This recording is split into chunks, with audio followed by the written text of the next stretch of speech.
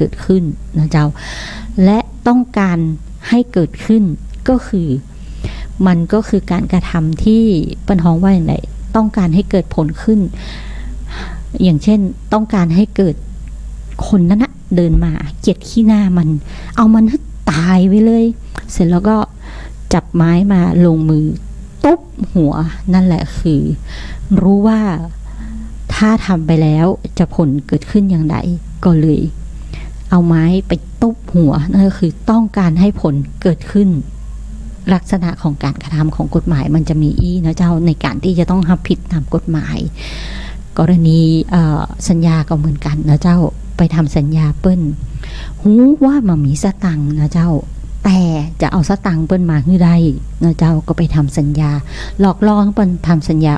สารพัดที่เปิ้ลทำสัญญาบอกว่าจ่ายตังค์ให้ลงทุนให้100,000เดี๋ยวจะให้กำไรผลตอบแทนคืน50,000ใครพ้องจะมาร่วมทำสัญญานะเจ้าในลักษณะนั้นมันก็อดบ่ได้นะเจ้าหูว่าความโลภเปิ้ลมีอย่างใดก็หลอกล่อให้ทำสัญญาเปิ้ลฮ้องว่าใช้กระบวนการนะเจ้ากลอุบายเพื่อให้ได้มาซึ่งทรัพย์สินของผู้อื่นตรงนี้ก็ระมัดระวังตัวนะเจ้าแม้บางอย่างรู้ว่ามีการกระทำความผิดเกิดขึ้นผู้ถูกหลอกก็รู้แต่อดบ่ได้ที่จะทำเพราะว่าได้เงิน50,000เป็นผลตอบแทนนะเจ้าก็เลยไปจวนคนอื่นมาลงทุนตัวในลักษณะนั้นเสร็จแล้วพอตัวเองได้กำไรครบเกินคุ้มทุนหลายเท่าตัวก็ถอนตัวออกมาปล่อยให้คนอื่นรับความเสียหายต่อไปตรงนี้ถือว่ารู้ว่ากระบวนการตรงนี้มันเข้าลักษณะของการกระทำความผิดจึงไม่ใช่ผู้เสียหายโดยนิตินัยผู้เสียหายตามกฎหมายนะเจ้าเพราะฉะนั้นตรงนี้ระมัดระวังไว้ตัวนะเจ้าคำพิพากษาฎีกาออกมาแล้วนะเจ้าปีนี้ในเรื่องแชร์ลูกโซ่มีบางอย่างข้อที่จริงบางอย่างที่ปรากฏออกมาว่า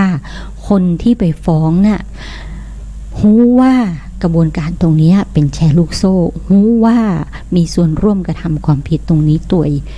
ก็คือในลักษณะของไปร่วมลงทุนค้าขายลอตเตอรี่นะเจ้าร่วมลงทุนค้าขายลอตเตอรี่ไปซื้อลอตเตอรี่มารู้ว่าลอตเตอรี่นั้นนะโดยปกติราคามันจะเป็น80 บาทนะเจ้าแต่ว่าคุณไปซื้อคนอื่นมาใน80แต่คุณไปร่วมลงทุนไปขายตัวในราคา90-100เพราะฉะนั้นคนที่มาฟ้องที่ฮื้อจวนลงทุนลอตเตอรี่ในลักษณะนี้ถือว่าไม่ใช่ผู้เสียหายโดยนิตินัยนะเจ้าก็เรามาระวังตัวบางครั้งบอกว่าเอ้ยมันช่อโกงนี่แต่มันไม่ใช่ช่อโกงในลักษณะตรงนั้นก็โอ้โหจะแก้ปัญหาอย่างใดดีในลักษณะนี้นะเจ้า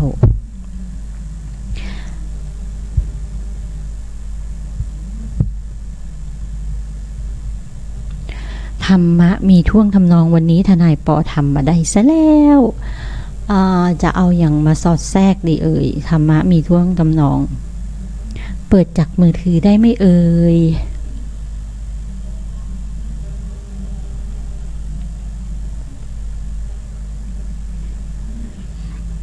การทำงานอย่างเขาจ้างนะเจ้าบอกว่าค้าขายบอกว่าจะเก็บเศษขยะหรือบอกว่าจะกระบวนการงานด้านกฎหมายหรือกระบวนการด้านโปรแกรมเมอร์แพทย์พยาบาลทุกอย่างใช้ความวิริยะอุตสาหะ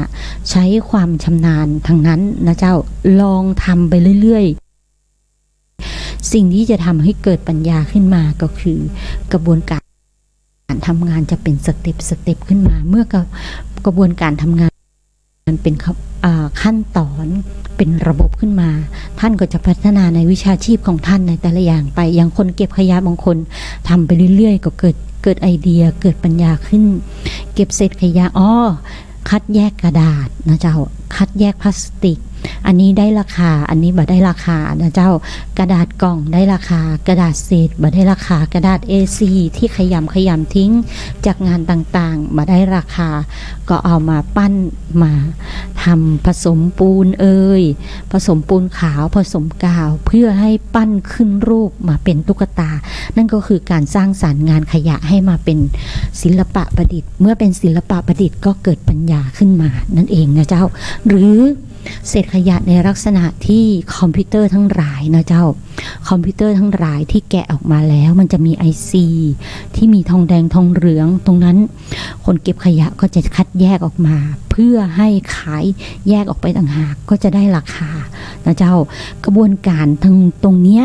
ถ้าทำเป็นจริงๆแล้วบอกว่าอาชีพไหนนะเจ้าถ้าคุณใช้ความเพียรความวิริยะอุตสาหะคุณจะรู้วิธีการเก็บรักษาคุณจะรู้วิธีการทำงานนะเจ้าบางครั้งไปถามเปิ้ลว่าในลักษณะนี้ถ้าเรามาคัดแยกขยะแล้วเราต้องทำอย่างนี้แต่พอไปถามแล้วคำตอบที่ได้มากับการทำงานมันไม่ตรงกันเขาหลอกเราหรือเปล่าเขาแกล้งเราหรือเปล่าถามว่าคนที่คุณไปถามนั้นเขาเป็นอยู่ในกลุ่มกระบวนการอาชีพคัดแยกขยะหรือการทำงานตรงนั้นหรือเปล่าเพราะฉะนั้นตรงนี้มันอยู่ที่ความเพียรความวิริยะอุตสาหะของท่านแต่ละท่านบางท่านก็บอกว่าฉันจบม.6 ฉันไม่จำเป็นต้องคัดแยกขยะเจ้าจบม.6 บ่จำเป็นต้องคัดแยกขยะเพราะฉะนั้นคุณจะทำยังไงฮะวิชาที่คุณเรียนมานั้นอะภาษาอังกฤษภาษาไทยคณิตศาสตร์วิทย์คณิตสร้างสรรค์เป็นปัญญาของคุณขึ้นมาก็คือคุณก็พัฒนาต่อยอดไปเรียนมหาวิทยาลัยบางคนก็บอกว่าฉันไม่จำเป็นต้องเรียนมหาวิทยาลัยฉันออกมาฉันก็มีงานทำฉันมีเงินมีรายได้ด้วยความวิริยะอุตสาหะจึงสร้างสรรค์วิชาปัญญาที่คุณได้มาในแต่ละสเต็ปขึ้นมาเป็นพัฒนาความวิชาชีพนะเจ้าในแต่ละรูปแบบของแต่ละท่านไม่เหมือนกันบางคนบอกว่าฉันไม่ถนัดในเรื่องวิชาชีพทั้งหลายฉันถนัดในการขุดดินก็ทำอะไรก็ไปเป็นคนงานก่อสร้างเมื่อคุณเป็นคนงานก่อสร้างในระยะเวลาหนึ่งคุณก็จะรู้ว่าในการทำงานแต่ละรูปแบบนั้นงานก่อสร้างก็จะมีการขุดดินลักษณะไหนที่จะขุดง่ายดินลักษณะไหนที่จะขุดยากในการเรียกค่าขุดคุณจะเรียกอย่างไรดินเลนดินแข็งดินปูนคุณก็จะเรียกอย่างไงดินที่เป็นตึกฐานตึกเก่าคุณจะเรียกค่าขุดอย่างไรในลักษณะแต่ลักษณะมันไม่เหมือนกันตรงนี้เป็นค่าการทำงานค่าวิชาชีพของแต่ละท่านอย่างคุณหมอเรียนมาก็ต้องมีการให้คอนซัลท์ให้ค่าที่ปรึกษาในวิชาชีพแพทย์เพราะฉะนั้นในใบเสร็จแต่ละใบก็จะบอกว่าค่าคุณหมอตรวจรักษาค่ายาค่าพยาบาลค่าอุปกรณ์แพทย์ในลักษณะนั้นก็วิชาชีพทนายก็เหมือนกันก็จะมีค่าวิชาชีพของทนายในการให้คำปรึกษาคอนซัลท์ในแต่ละเคสทนายปอขอแนะนำว่าในการทำงานแต่ละรูปแบบในแต่ละสเต็ปจะมีกระบวนการของกฎหมายกำกับไว้หมดทุกกระบวนการเพราะฉะนั้นก่อนคุณจะเริ่มทำงานอะไรไม่ว่าจากการเก็บขยะนะคะคุณลองปรึกษาผู้รู้กฎหมายก่อนว่ากระบวนการตรงนั้นน่ะทำได้หรือทำไม่ได้ถามว่าคนเก็บขยะทำไมจะต้องไปปรึกษากฎหมายคนที่มีความรู้กฎหมายคนเก็บขยะไปเก็บแผ่นซีดีที่เขาทิ้งหรือเขาเผาทำลายไม่หมดมาฟังแล้วมาใช้หรือมาส่งต่อหรือมาอัดต่อถามว่าเขากระทำความผิดกฎหมายไหมนะคะเมื่อเขากระทำผิดกฎหมายนักกฎหมายทุกคนรู้ทันทีเลยว่าแผ่นซีดีที่คนเก็บขยะนั้นเอามาใช้หรือมาก๊อปปี้ส่งต่อมีความผิดกฎหมายถูกปรับถูกจำคุกได้นะคะเหมือนที่มีข่าวออกทางอินเทอร์เน็ตทางโลกสื่อออนไลน์ทั้งหลายแล้วถามว่าในขณะที่เขาเก็บมาเขารู้ไหมถ้ารู้ก็ผิดกฎหมายเต็มๆนั่นก็คือความรู้ที่ได้มานั่นคือเจตนาประสงค์ต่อผลในภาษากฎหมายแต่คำว่ารู้ในภาษาชาวบ้านคือรู้ว่ามันเป็นของก๊อปปี้ที่เขาทำลายแต่เอามาก๊อปต่อและส่งต่อหรือเอามาแผ่นก๊อปปี้ที่มันกองนั้นนะเอามาขายต่อก็ผิดกฎหมายทำไมทนายปอบอกว่าต้องปรึกษากฎหมายนี่คือข้อความเป็นจริงที่ชีวิตของทุกคนอยู่ในประเทศทุกประเทศนะเจ้าทุกประเทศจะมีกฎหมายกำกับดูแลทุกฝีก้าวทุกย่างก้าวทุกขณะนะเจ้าเพราะฉะนั้นทุกคนบอกว่าโอ๊ยไม่จำเป็นฉันก็ใช้ปกติของฉันไม่ได้สร้างความเดือดร้อนให้ใคร การที่เราไม่ได้สร้างความเดือดร้อนให้ใครไม่ได้หมายความว่าเราไม่ทำผิดกฎหมายคุณไม่รู้ต่างหากว่าคุณได้สร้างความเดือดร้อนให้ใครโดยไม่รู้ตัวหรือเปล่านั่นคือลักษณะกฎหมายแต่ละอย่างแต่ถามว่าคุณจะมีข้ออ้างไหมในการกระทำแต่ละอย่างนะเจ้าในกระบวนการตรงนี้เพราะฉะนั้นทนายปออยากนำเรียนให้หมู่เฮาได้รับทราบในกระบวนการของกฎหมายวันนี้เกิดเหตุขัดข้องทนายปออยากเปิดเพลงท่วงทำนองธรรมะมีท่วงทำนองนะเจ้ามาได้เพื่อที่ว่าหนักแล้วทนายปอเสียงแหบนะเจ้าคือต้องพักเส้นเสียงสักพักหนึ่งถ้าแบบพักเส้นเสียงนี่เกิดเหตุขัดข้องแน่นอนปกติแล้วทุกครั้งถ้าจัดเองนะเจ้าลิงก์สัญญาณมาก็จะเอาศีลห้านะเจ้าศีลห้าของครูสลาศีลห้าของท่านพันเอกสุธีสุขสากลนะเจ้าเอามาให้หมู่เฮาได้รับฟัง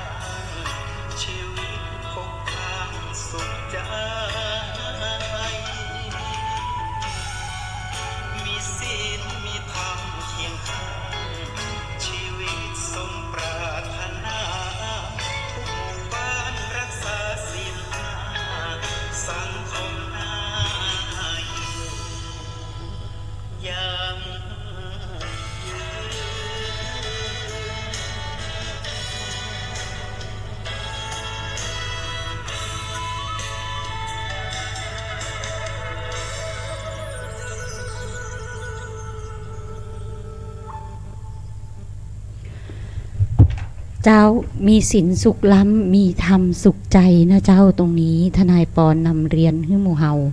ได้รับทราบนะเจ้าว่ากระบวนการของกฎหมายมีทุกย่างก้าวนะเจ้าบอกว่าจะก้าวซ้ายก้าวขวาก้าว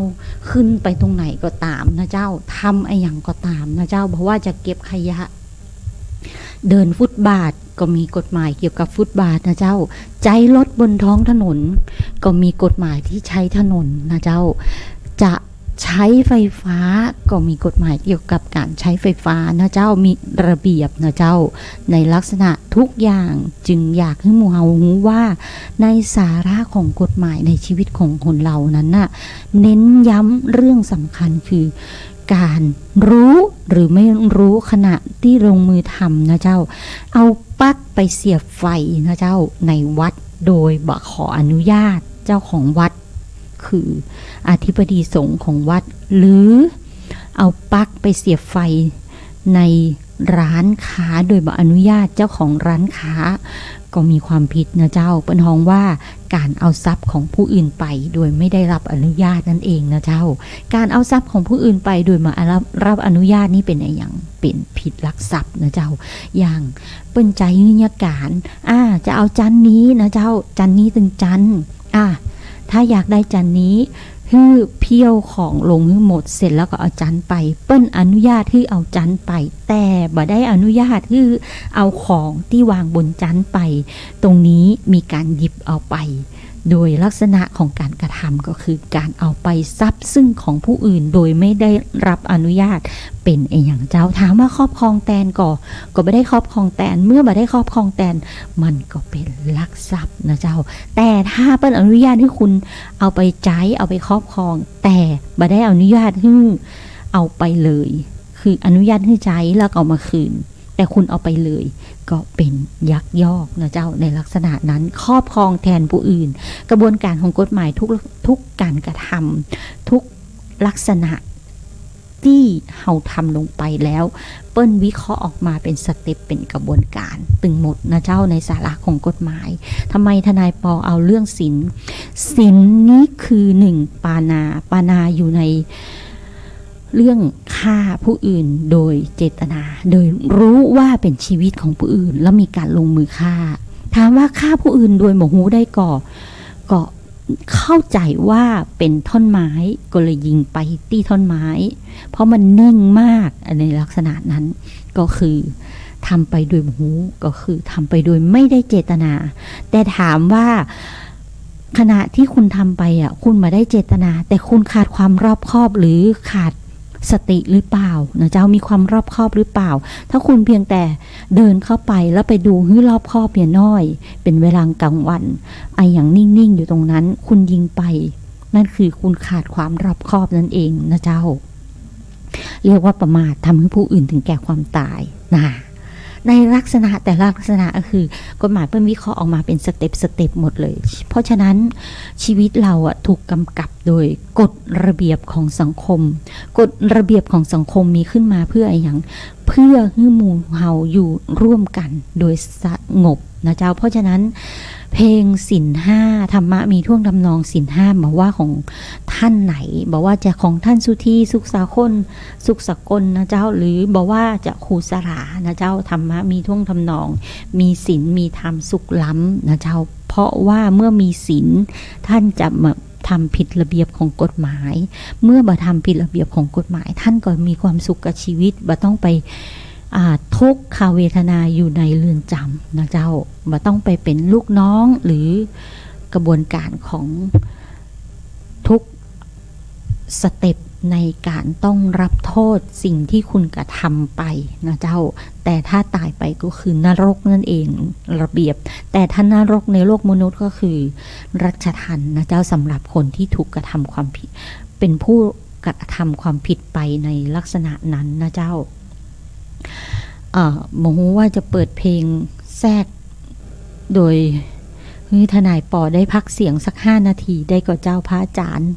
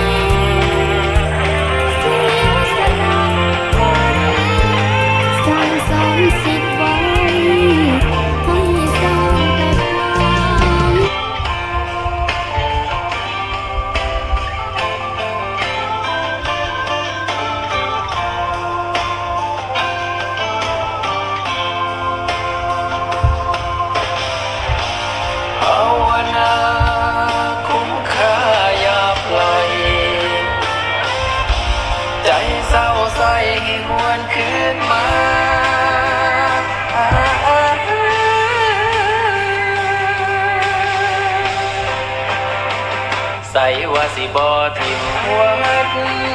ใส่ว่าสิจัดประปามาให้ใส่ว่าสิบ่เปลี่ยนไปใส่ว่าสิฝากใจไว้กับวัดใส่ว่าสิบ่ทิมวัดใส่ว่าสิจัดกฐินมาให้ใส่ว่าสิเฮ็ดบุญบ้านใหม่ใส่ว่าสิบ่ลืมวัดใส่ว่าสิบ่ทิมวัด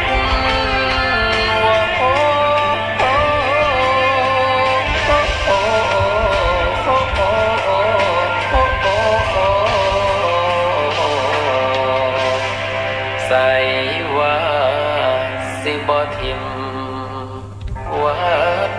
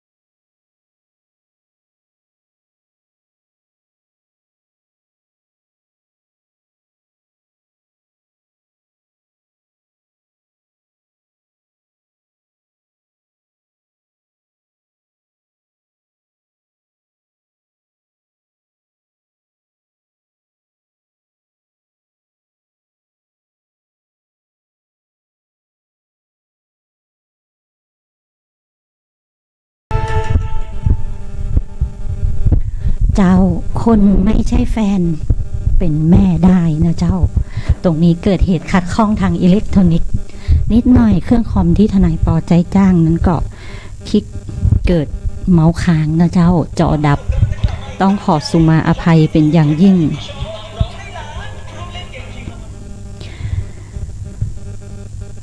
เมื่อวานนี้นะเจ้าเกิดเหตุสลดที่กรุงเทพนะเจ้าตึกถล่มบ้านไฟไหม้มีเจ้าหน้าที่ของเขตทวีวัฒนานะเจ้าตายและเจ้าหน้าที่ที่อปพลนั้นก็มีลูกน้อยอยู่และเพลงต้องขอแสดงความเสียใจกับเจ้าหน้าที่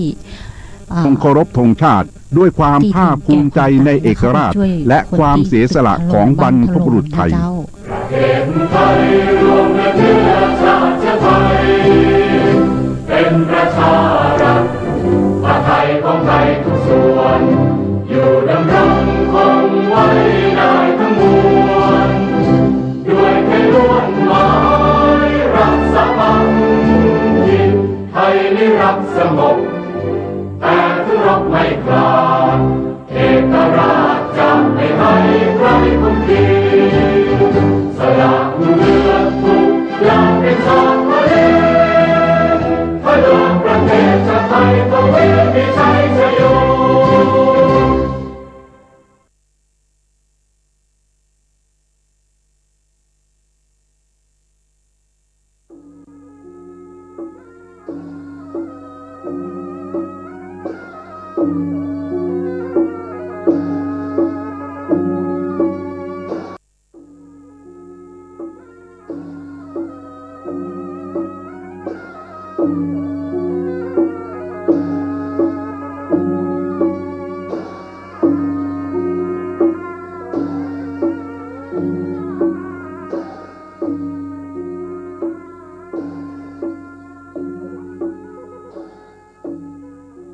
ขอความเจริญในธรรมและความสุขทางใจจงได้บังเกิดมีกับพ่อแม่พี่น้องท่านสาธุชนคนดีผู้รับฟังรายการทุกท่านพร้อมกันนี้ขอยกมือ10 นิ้วกราบอาราธนาเอากุณพระแก้วเจ้าทั้ง3บุญศีลบุญทานที่ได้กระทำปั้มเป็นมาในอดีตและกำลังจะทำเวลานี้เสื้อวัดเสื้อวาเสื้อบ้านเสื้อเมืองคุณพ่อคุณแม่คุณครูบาอาจารย์ผู้ประสิทธิ์ประสาทวิชาความรู้พระสยามเทวาธิราชสิ่งศักดิ์สิทธิ์ทั้งหลายอันมีพระธาตุเจ้าโดสุเทพและครูบาเจ้าศรีวิจัยนักบุญแห่งล้านนาไทยเป็นต้นขอได้มาปกปักรักษาพ่อแม่พี่น้องพ่ออุ้ยแม่อุ้ยป้อนหนานป้อนน้อยพี่ป้านาอาคุณตาคุณยายคุณปู่คุณย่าลูกเต้าหลานเหลนญาติธรรมทุกท่านมีความสุขกายสุขใจสุขกายนั้นปราศจากโรคภัยไข้เจ็บอันร้ายแรงสุขใจปราศจากความโลภความโกรธความหลงความอิจฉาตาร้อนความชิงดีชิงเด่นซึ่งกันและกันขอให้ความสุขอันสมบูรณ์นี้มาบังเกิดกับท่านผู้ฟังทุกท่านตลอดกาลนานวันนี้ได้มีโอกาสมาพบกับพี่น้องวงศาคณาญาติทั้งหลายเหมือนกูวันเพราะว่าเป็นหน้าที่จำเป็นจะต้องเอาธรรมะมาเผยแพร่ให้ท่านทั้งหลายได้มีความเข้าใจความจริงการเผยแพร่ธรรมะในทางพระพุทธศาสนาก็มีมาเมินแล้วพระพุทธศาสนาจะอยู่ได้กำบ้านกำเมืองตลอด5 ปันภวสาบัดใจอยู่ที่มีตุเจ้าพระนายอย่างเดียวบัดใจมีก้าวัดวาอารามพระธาตุพระเจดีย์พุทธรูปอย่างเดียวบัดใจมีก้าศาสนพิธีมีการบวชการเป็กอย่างเดียวพระพุทธศาสนาจะอยู่กำบ้านกำเมืองกำโลกได้เพราะ ศาสนธรรมคือกำสอนคนเฮามีศีลมีธรรมกล้ากฎหมายบ้านกฎหมายเมืองก็เอากันบ่ค่อยอยู่ต้องมีศีลมีธรรมตัวเพราะฉะนั้นพระสงฆ์พระเจ้าทั้งหลายจึงตื่นตัวกันออกเผยแพร่ศีลธรรมกรรมฐานกันจะเห็นว่าสถานีวิทยุต่างๆมีการประกาศธรรมกันนักหนาป้าป้านเพื่อให้คนได้เข้าใจในธรรมแล้วจะได้ปฏิบัติธรรมเพราะฉะนั้นจึงมีรายการเกิดขึ้นก่อนที่จะได้ดำเนินรายการนี้ขอเชิญชวนพี่น้องวงศาคณาญาติทั้งหลายไว้พระเจ้าพระธรรมพระสงฆ์ให้เป็นสิริมงคลกับตัวกับครอบครัวให้ก่อนเน้อว่าตัวเน้ออะระหังสัมมาสัมพุทโธภควาพุทธังภควันตังอภิวาเทมิกราบ สวากขาโตภควตาธัมโมธัมมังนัมมัสสามิกราบสุปฏิปันโนภควโตสาวกสังโฆสังฆังนะมามิกราบอันนี้ตุลุงว่าคนเดียวเนอะเพราะน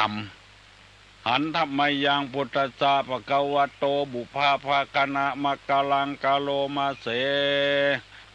ว่าพร้อมกันเนอะนะโมตัสสะภะคะวะโตอะระหะโตสัมมาสัมพุทธัสสะนะโมตัสสะภะคะวะโตอะระหะโตสัมมาสัมพุทธัสสะนะโมตัสสะภะคะวะโตอะระหะโตสัมมาสัมพุทธัสสะพุทธังสรณังกัจฉามิธัมมังสรณังกัจฉามิสังฆังสรณังกัจฉามิตุติยัมปิพุทธังสรณังกัจฉามิตุติยัมปิธัมมังสรณังกัจฉามิตุติยัมปิสังฆังสรณังกัจฉามิตติยัมปิพุทธังสรณังกัจฉามิตติยัมปิธัมมังสรณังกัจฉามิตติยัมปิสังฆังสรณังกัจฉามิอิติปิโสภะคะวาอะระหังสัมมาสัมพุทโธวิชชาจารณะสัมปันโนสุขโตโลกวิทูอนุตตะโลปุริสะธรรมสารถิสถาเทวะมนุษสานังพุทโธภควาติสวาขาโตภควตาธัมโมสันติทิโกอากาลิโกเอหิปัสสิโกโอปนะยิโกปัจจัตตังเวทิตโพวินยูหิติสุปฏิปันโนภควโตสาวกสังโฆอุจุปฏิปันโนภควโตสาวกสังโฆยายะปฏิปันโนภควโตสาวกสังโฆสามิจิปฏิปันโนภควโตสาวกสังโฆญาติตังจัตตาลิปุริสายุคานิอัฏฐะปุริสา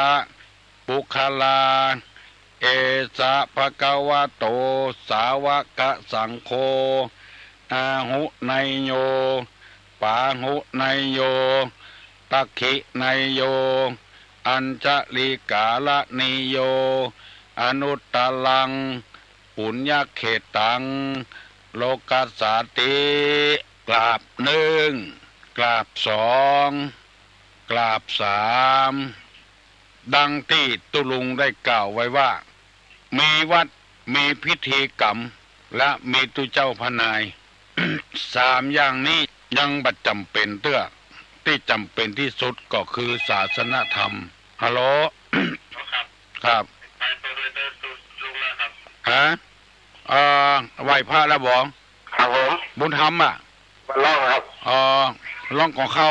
ครับเล่นโพสให้เข้าครับหนึ่งเข้าไว้ครับยินดีนะครับผมจะไปลืมใส่เข้าพระเจ้าเนี่ยครับผมใช่อย่างดังที่กล่าวแล้วว่าจะต้องมีแถมอย่างหนึ่งคือศาสนธรรมไม่ใช่ศาสนธรรมศาสนธรรมนะคือคำสอนคนเราถ้ามีศีลมีธรรมแล้วใจเซอไปตั้งวัดตั้งวาแล้วจะทำให้พระพุทธศาสนาอยู่ได้ถ้าใจบ่เซอกับวัดกับวาแล้วกับศาสนากับกินกับทานกับอย่างสปะสปืนหมดเนี่ยอยู่แม้วัดก็มันมีประโยชน์ดังนี้เป็นต้นเพราะฉะนั้นธรรมะจึงมีความจำเป็นวันนี้จะเอากรรมบะเก่ามาเล่าให้พี่น้องวงศาคณาญาติฟังกรรมโบราณเป็นกรรมข้าวของพญาพรหมเปิ้นได้ก้อนได้ไกลไว้เป็นข้าวเป็นคือว่าเปิกนั้นน้ำหากปลาเป็นเอาน้ำใส่เย็นช่วยเปอะจิ่งเสียงพี่น้องกันเหมือนมีดขี้เมี่ยงฝนแล้วหักตึงมีฮือเจ้าตีลักก้อยอดขันตีฮือแปลงใจดีเหมือนน้ำตั้งห้าฟังแล้วจะบ่เข้าใจบางคนก็อาจจะเข้าใจเปิกนั้นน้ำหากปลาเป็นคือหมายความว่าอย่างใดที่เข้าใจก็เข้าใจไปแล้ว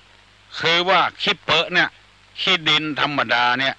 เฮาจะแยกใดให้มันเป็นขี้เปอะง่ายน้อยเดียวเอาน้ำเข้าใส่เนี่ยเปิกนั้นน้ำหักปลาเป็นถ้าฝนบัดตกมาน้ำว่าเซาะมาก็บ่มีขี้เปอะเป็นดินเป็นฝุ่นจุงเนี่ยเปิกนั้นน้ำหักปลาเป็นขี้เปอะเนี่ยเป็นเพราะน้ำแล้วเมื่อขี้เปอะติดตำแข้งตำขาตำเนื้อตำตัวเนี่ยจะได้จะคือมันออกเปิ้นก็บอกว่าเอาน้ำใส่เย็นช่วยเปอะจิ่งเสียงเอาน้ำเนี่ยล้างแถมขี้เปอะจึงมดออกช่วยเปอะล้างเปอะออกอันนี้เปิ้นเป็นกรรมแรกที่เปิ้นบอกไว้ว่าคนเฮามันเกิดกับกันก็เพราะน้ำเจือเหือกไข่เป็นพี่เป็นน้องกันก็เพราะพ่อแม่เพราะวงศาคณาญาติหมู่เดียวกันเนี่ยทำให้เป็นถ้าจะให้มันพิษมันเถียงกันก็เอาน้ำเนี่ยมาล้างให้มันใสสะอาดก็ถูกก็ลงกันได้น้ำจิตน้ำใจเนี่ยพี่น้องพิษกันเหมือนมีดขี้เมี่ยงฝนแล้วหากตึงมีพี่น้องกันเนี่ยเหมือนมีดขี้เมี่ยงก็ขอสนิมมีดนั่นก็เป็นเล็ก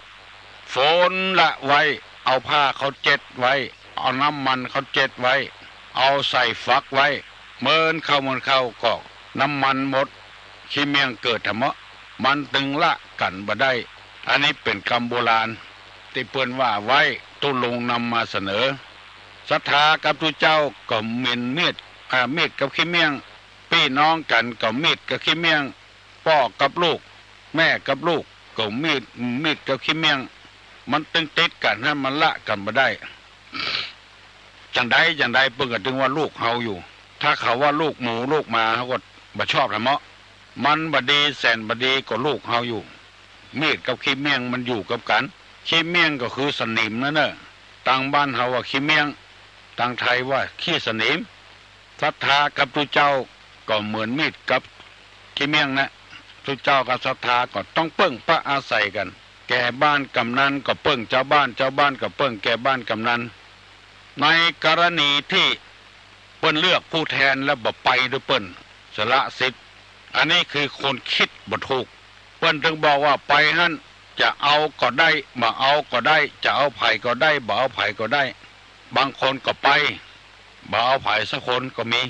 อันนี้ทำถูกต้องแล้วไปอันเถอะใจสิทธิ์ใจเสี่ยงตัวเก่าเฮาว่าเฮาบ่เปิ้งเขาบ่ได้นะพี่น้องทั้งหลายไปเลือกเขาอย่างหมู่เนี่ยมันตึงเปิ้งปะอาศัยกันอยู่จะไปว่าบ่อ่อนหาไผเด้อมันตึงอ่อนหากันมีกาต้นไม้บ่มีน้ำมีอากาศมันก็อยู่บ่ได้มีกาน้ำมีกาอากาศบ่มีต้นไม้มันก็บ่จุ่มจื้นมันก็บ่ชื้นมันรักษากันไว้วันกันไปวันกันมา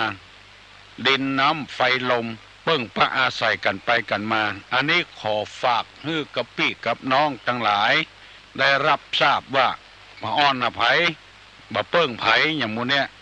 อย่าไปสากตะตัวอวดตัวอย่างอันต้องเปิ้งธรรมะธรรมโมก็ต้องเปิ้งพระอาศัยกันมีกัตุเจ้าเทศอย่างเดียวบ่มีใครฟังไปได้ประโยชน์หยังมีกะคนฟังบ่มีคนเทศก็บ่ฮู้สักเตื้อเกลือกะพริกกะปิกะน้ำปลากะห้ากะหอมบัวหอมเทียมกะพริกแต่พริกอย่างหมู่นี้มันเปิ้งพระอาศัยกันหมดอ่ะมีกะพริกบ่มีเกลือมันก็เผ็ดมีกะเกลือก็เค็มอย่างเดียวบ่เผ็ดโดยมันต้องเปิ้งพระอาศัยกันทุกอย่างเพราะนั้นเปิ้นถึงว่าเอาน้ำใส่เย็นล้างเปอะจึงเสี่ยงพี่น้องกันเหมือนมีดขี้เมี่ยงฝนแล้วหากถึงมียังมีต่อไปแถมวันพุกตุลุงจะนำมาเสนอว่าเจ้าที่รักไว้อดขันตีฮื้อแปลงใจดีเหมือนน้ำทั้งห้าอันนี้จะเอาไว้วันพุกวันนี้ยุติตัวอีกก่อนจะนำเอาธรรมะมาเสนอฮื้อพี่น้องทั้งหลายได้ฟังเป็นคำสั่งสอนเป็นคำสั่งคำสอนในทางพระพุทธศาสนาข้อนี้ในรู้สึกว่าจะเป็นธรรมะชั้นสูงขึ้นแถมน้อยจะเป็นรากหญ้ากับหัวใจจะเป็นต้นหญ้าละคำนี้ขึ้นสูงขึ้นแถมน้อยแล้วตุลุงจะนำมาอธิบายเปรียบเทียบเพื่อเข้าใจง่ายๆคนเฮานี่กึดใจว่าตายละเอาติ๊กมาตายละตำแหน่งยศถาบรรณศักดิ์ไผได้ก็จ้างมาได้ก็จ้างตัวเองจะเอาอย่างคนเดียวนึกว่าบัดตายละจะเอาอย่างคนเดียวสังเกตพอเด้อนั่งท่ารถ3 คน4 คนกองรถมาขอไปแต่คน3 คน 4 คนนั่นบ่พอละจะไปตัวคนเดียวสังเกตพอเด้อตัวลงนี่สังเกตข้ามเรือแต่ก่อนนี่เปิ้นข้ามเรือข้ามปิงก่อนเรือมาจอดแล้วไปแต่คนเฮ้ขึ้นลิฟต์กว่าอย่างนั้นนะไปด้วยกันเป็นหมู่ขึ้นลิฟต์ที่ขึ้นที่สูงคือทุกคนหมู่ที่ไปด้วยกันนั่นละเพิ่นเห็นหมดอันนี้คือคนที่นึกว่าตัวบัดตายบัดเจ็บบัดเป็นอย่างละจะดีอย่างคนเดียวจะเอาดีอย่างคนเดียวบ่พอคนอื่นเพิ่นอุปมาว่าอย่างอี้นะชีวิตเนี่ยมีข้อเปรียบเทียบไว้7อย่างไผมีปากกาจดไว้อย่างเน้อตูลุงจะนำมาเสนอข้อที่1ชีวิตคนเฮานี่เหมือนน้ำค้าง2ชีวิตคนเฮานี่เหมือนกับฟองน้ำบ่ใช่ฟองน้ำเดียวล้างถ้วยนะปวกน้ำน่ะฟองน้ำน่ะ3เหมือนหอยไม้ที่ขีดลงในน้ำเหมือนรอยไม้ที่ขีดลงในน้ำ4ชีวิตนี่เปรียบเหมือนกับแม่น้ำที่ไหลลงจากภูเขา5เหมือนกับก้อนเสลด6เหมือนกับจิ้นเนื้อ7เหมือนกับแม่โคที่จะถูกเชือดชีวิตคนเราที่หายใจเข้าออกทุกวันนี่นะถ้าจะบ่มีในศาสนาไหนมาสอนจะมีพระพุทธศาสนาเท่านั้นมาสอนฟังดีๆไผ่เคยได้ยินพ่องอีเถอะอันนี้มันจะสูงน้อยธรรมะจันสูงน้อยก็ก้อยพิจารณาฟังไปเถอะน้อยแล้วเฮาจะได้ปร่งเป็นบางสิ่งบางอย่างได้ปร่งอกปร่งใจเฮาจะบ่ได้ตุกใจนักนำไปมีบ้านเป็น4 ที่5 ที่บ่ได้อยู่บ่ได้นอน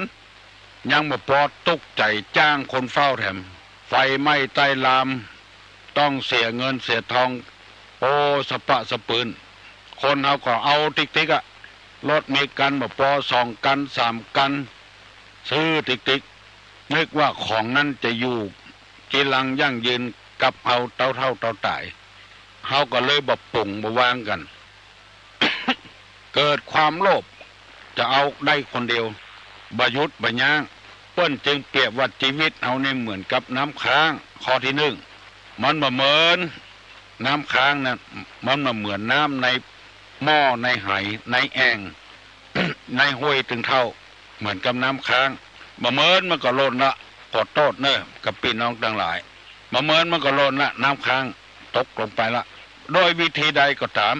อุบัติเหตุอายุยังบ่แก่บ่เฒ่าเตื้อมอกพอให้พอดีก็ตายไปเห็นแล้วโดยโรคภัยไข้เจ็บมาเบียดเบียนโดยถูกโทษถูกตันทันตกรรม ไปลักไปจกไปก้าของเถื่อนก้าผิดกฎหมายก้าผิดศีลผิดธรรมไปฆ่าเจ้าเอาของหมู่เนี้ยขอโทษอย่างใหญ่เลยเนอะหมู่นี้คิดผิดบัดใจว่า การที่ว่าบรับบนอนเสาะว่าหากินเป็นความคิดโลภบัดใจอย่างนั้นคือว่าหาวิธีทางลัดโดยลัดจะเป็นใหญ่เป็นโตในทางลัดโดยวิธีระดมกันคิดว่าจะอยู่ต่อไปแถมเป็น100 ปีพันปี แล้วก็ไปตุกไปยากกับสิ่งเหล่านั้นอันนี้ก็นำมาเสนอให้พี่น้องทั้งหลายได้พินิจพิจารณาของนี้มันบ่อยู่เหมือนนะอยู่เหมือนก็อยู่บ่ม่วนเหมือนกับเล็บมือเฮาเนี่ยยาวไปก็บ่ม่วนละกดงงกดงางชีวิตเฮายาวไปเท่าใดก็บ่เหมือนเก่าเหมือนเดิมเท่าแก่แล่ม่อนไปแล้วเอาหมอกพอให้พอดีเอากูยังมันจะล้มละลายกินเงินเดือนก็กินอีกยังไปหาอาชีพอย่างอื่นเบียดบังเอาเวลาของข้าราชการไปทำอย่างอื่นแถมอย่างเงี้ยมันจะล้มอย่าไปคิดว่าเราจะอยู่เมินเท่าใดมอกพอให้พอดีเศรษฐกิจเพียงพอเพียงอย่างในหลวงเปิ้นว่านั่นถูกต้องละอันนี้เป็นข้อที่1ชีวิตเหมือนกับน้ำค้างบ่เหมือนมันกดตกไปละจะไปเอาอย่างเป็นแตะเป็นว่าปั้มเปงภาวนากินตานกันอย่างเดียวกันคือหมอกพอให้พอดีจะไปเอาเกินกำลังเฮาบ่มีเฮาก็ตานหมอกพอให้พอดีจะไปกู้ไปยืมมาเปิ้นมาตานดอกออกผลมาเมื่อรู้เราจะเดือดร้อนเพราะการตานบางคนจดว่าจมบ่เดือดตานก็ตานแตะตานว่ายังมาป่วยอยู่ยังมาเจ็บอยู่ไปจมคือตานตัวเก่าเอาหมอกพอให้พอดีแย่หยังให้เป็นมัชฌิมาปฏิปทาชีวิตเฮาอยู่บ่เหมือนลำไปก็เดือดร้อน2ชีวิตของเฮาเนี่ยเปรียบเหมือนกับฟองน้ำบวกน้ำมันลอยน้ำย่งก็เดียวก็แตกละมันอยู่บ่เหมือนบางเพราะเมื่อใดบ่ฮู้วันใดบ่ฮู้จะไปประมาทจะไปลาสาตุรงคิดว่าจะมีในทางพุทธศาสนาตอนนั้นเพราะฉะนั้นพุทธศาสนานี่จึงบ่มีการแข่งกันบ่มีการเผยแพร่ศาสนาโดยที่ว่าเอาเป็นเอาตายเอาคนมาอยู่นักๆต่อใดดีต่ออันไม่ใช่อย่างนั้นการเผยแพร่พุทธศาสนาเผยแพร่ให้คนปฏิบัติธรรมฐานะเมื่ออยู่ในศีลกินในธรรมแต่อันบัดใจว่าเอาคนมานักอย่างเดียวอันเนี้ยพุทธศาสนาจะเป็นอย่างเงี้ยจึงสอนว่าชีวิตเนี่ยเหมือนกับฟองน้ำเหมือนกับปวกน้ำปวกสบู่ฟองสบู่เนี่ย คำเดียวก็แตกรูปละมันไปอยู่เหมือนจะเป็นเอาตายลองสังเกตพ่อเจ้าพุทธเฮาทั่วโลกพระพุทธรูป อยู่ในถ้ำในดอยมีเจ้นพ่อเจ้นแม่ละจังเนี่ยเอาระเบิดไปขว้างจนแล้วแล่เจ้าพุทธเฮาก็บ่สะนื่นตื่นตวงหยัง ระเบิดก็บ่ใช่ระเบิดของเฮาพุทธรูปก็บ่ใช่อยู่บ้านเฮาบ่ประท้วงบ่หยังสักอย่างอ่ะ อันนี้วิถีพุทธศาสนาเพราะเฮาฮู้ว่าชีวิตเฮาอยู่บ่เหมือนจะไปเอาเป็นเอาตายอย่างล้ำไปเอาจนเศรษฐกิจอย่างตกต่ำประตกประเจียงเดือดร้อนเพิ่นจะมาเอวบ้านเฮาเมืองเฮาก็เอวบ่ได้ละอย่ากลัวอันตรายกลัวจะประท้วงกันอย่าก่อม็อบก่อหยังกันเอาเป็นเอาตายเกินไปทั้งที่เฮาบ่ได้เป็นศัตรูกันมาชาติใดเช่นใดมาไล่ขว้างไล่บุบไล่ตีกันหมู่นี้เป็นต้น อันเนี้ยคือคนที่บ่ได้เอาธรรมะตัวเนี้ยเข้ามาใฝ่จิตใฝ่ใจไผจะมาอภิปรายไผจะมาว่าหยังก็ปล่อยเขาว่ากันเฮามีหูก็ฟังอย่ามีตาก็พออย่างในศาสนาของเฮาสอนอย่างเงี้ยมันที่มันบุบไล่ตีกันก็คิดว่าตัวจะครองโลกอย่างคนเดียว เป็นใหญ่เป็นโตอย่างคนเดียวเก่งอย่างคนเดียว บ่ฟังคำบ้านคำเมืองเนี่ยตุลุงนำมาเสนอเนี่ยอย่างยากเอามาเสนอแบบรากหญ้าแบบง่ายๆ จะไปเอาอย่างเป็นล่ำเป็นเหลือพ่อละครหรือพ่อชีวิตหรือพ่ออย่างละครที่เพลงมันว่าโลกนี้นี่ดูยิ่งดูยอกย้อนเปรียบเหมือนละครถึงบทเมื่อตอนเร้าใจแสดงไปตามบทตามบาทไม่ใช่เป็นพระเอกอยู่ตลอดชาติไม่ใช่เป็นคนใจตลอดชาติไม่ใช่จะเป็นพระฤาษีตลอดชาติไม่ใช่จะเป็นนางเอกตลอดชาติเปลี่ยนกันไปเปลี่ยนกันมา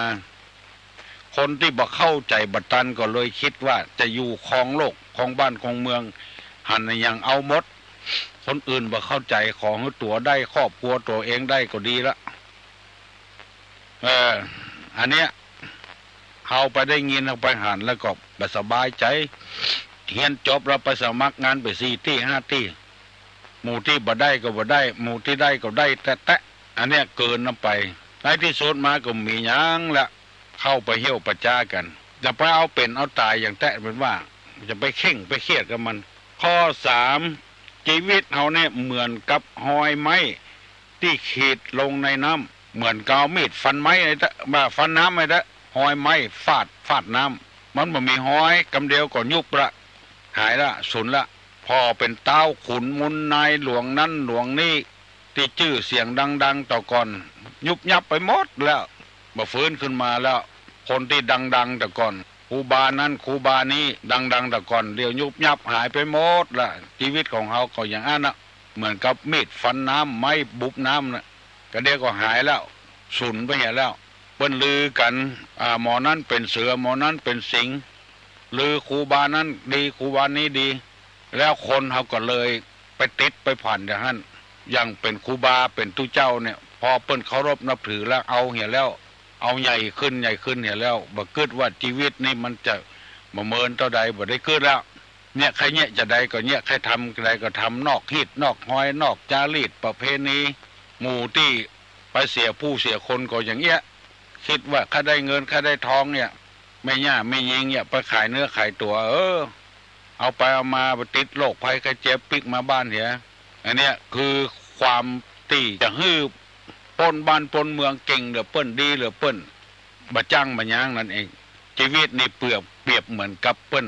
เอาไม้ขีดไม้เอาไม้ขีดน้ำหอยน้ำคำเดียวมันก็ยุบยับแล้วบ่มีละชีวิตคนเขาก็อย่างอันจะเอายี่หยังเป็นล่ำเป็นเหลือเฮือเปิ้นได้ศรัทธาเฮือเปิ้นเลื่อมใสเนี่ยจะได้ก็เนี่ยไปเลยแล้วก็คนอยู่ทั้งหลังก็นึกว่าเป็นของดีของงามตุลุงยังกึดใจว่าหมู่ที่เอาซอไปซอเนี่ยเอาไว้แปลงเพลงเนี่ยโอ้บ่ถูกบ่เถือละทำนองอย่างโมสุนกันประตกประเสียงของเก่าจัดดีแล้วลองฟังเด้อซอประยุกต์เนี่ยนะเสียดายละบางสิ่งบางอย่างเขาก็เสียดายไปเห็นละเพราะกึดบ่ถูกนั่นเองยังไม่ทำลายข้ออยู่เนอะวันนี้ถ้าจะอธิบายถึงหมดนี่ก็มันจะเวลามันน้อยมันต้องจะบ่ได้อู้กันทั้งหมดคนใดที่ยังบ่ลุกก็ลุกเนอะลุกเงียบเวียกเงียบการอาบน้ำอาบท่าชำระร่างกายให้สะอาดหมดจดผ่องใสลุกฟังตุเจ้าเทศธรรมถามว่า มาจากฮัลโหลตุลุงครับเดือน7นี่อันเสียวันไหนครับตุลุง3 7 11เดือน3เดือน7เดือน11เสียเสากระพัดเสียเสากระพัด3เอาจดไว้อย่าหมดบ่ครับผม37ครับลุง3 7 11 7 11ครับ11เนาะครับผมเกียง59เสียติดกับจันติดเกียง59เกียง51 59เสียติดกับจันครับผมนี่60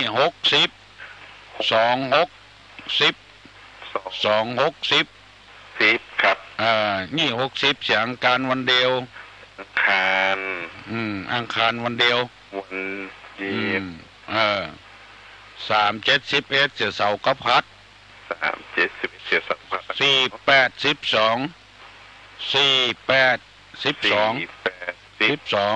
12 เสียสุกกระปุด สุก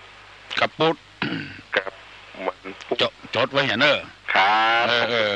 ตุลุงครับถ้าเดือนเจ็ดนี่จะขึ้นบ้านวันไหนดีครับตุลุง เดือน7นี่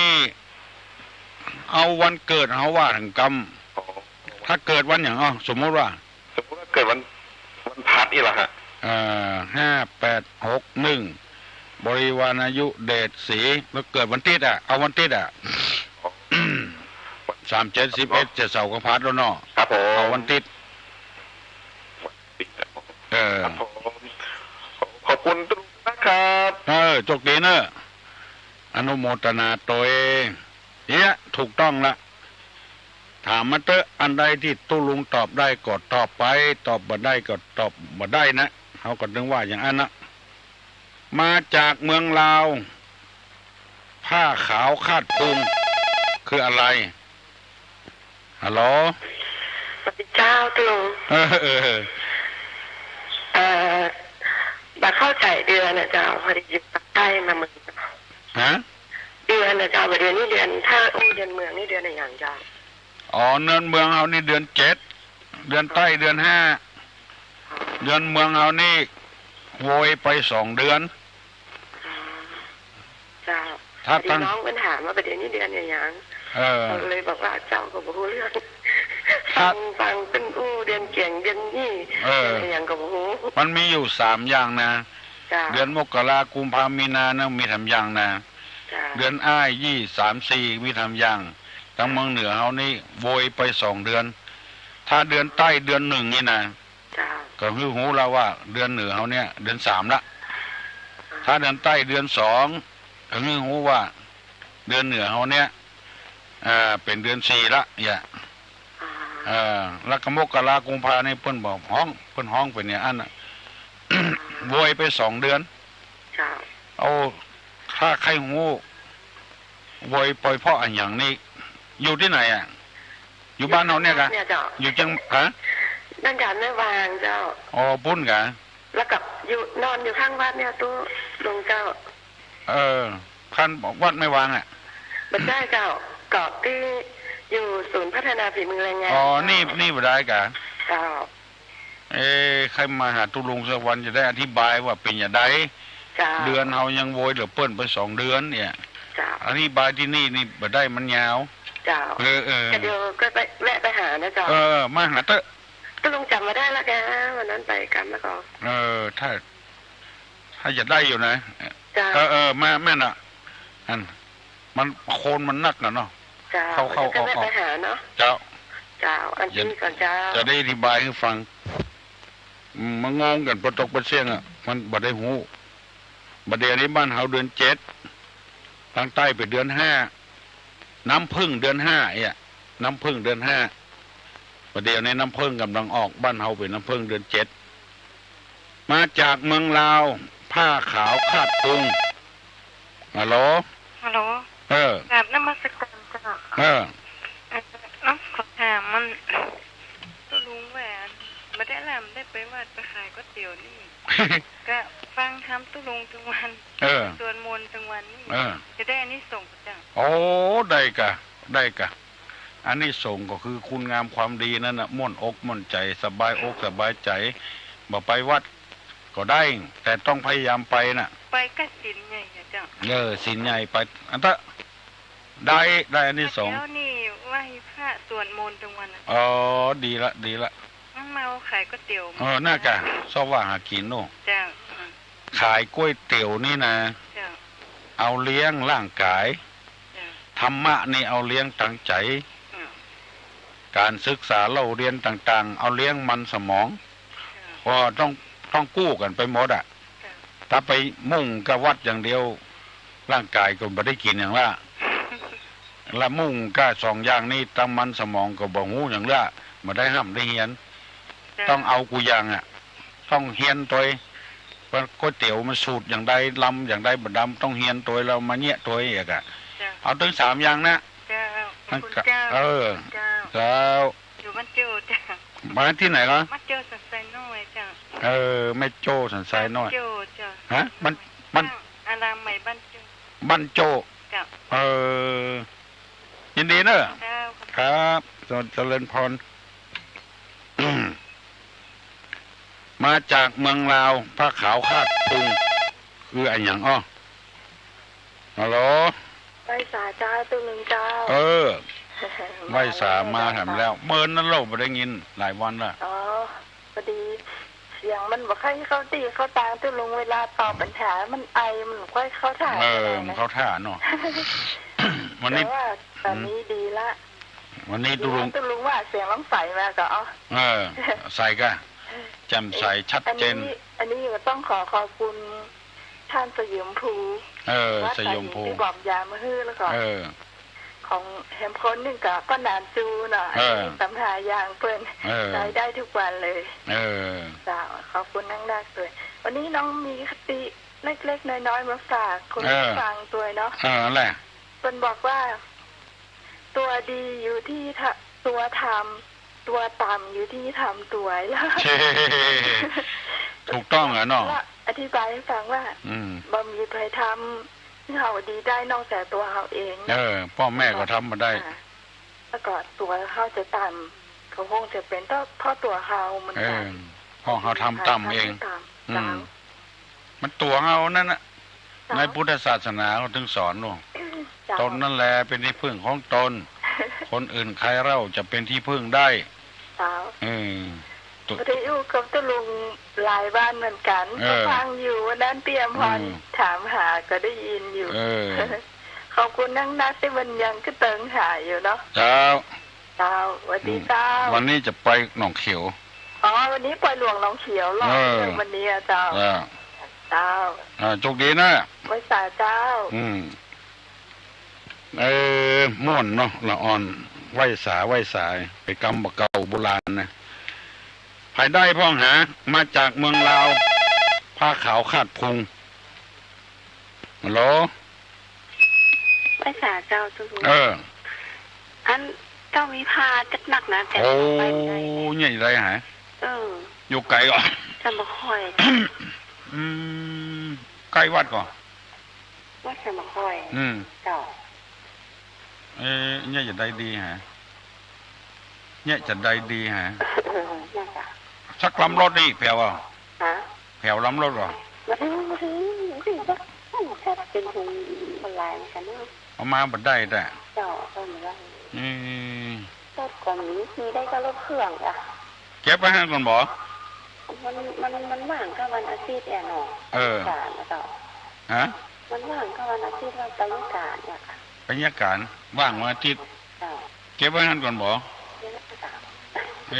ถ้าจะติ